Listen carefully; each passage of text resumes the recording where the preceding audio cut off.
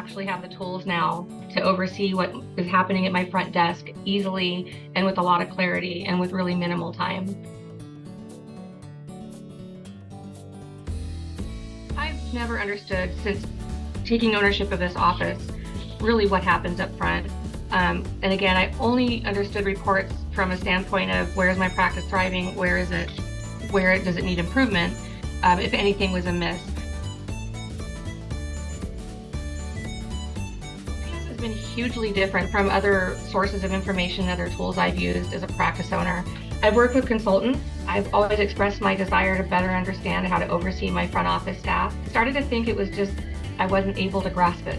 After working with Prosperident, I can see I didn't understand it because my consultants didn't really understand it either.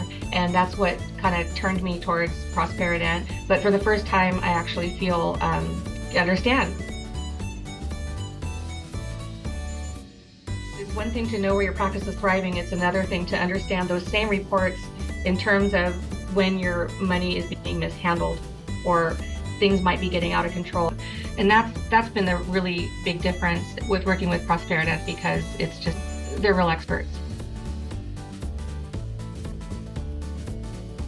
Absolutely, I would, but I don't see that being necessary. Pretty darn good job of informing me.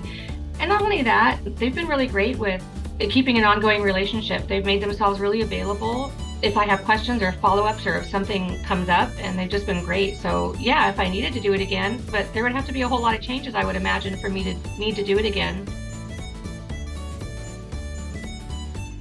We were both educated in real time together and worked on these steps together.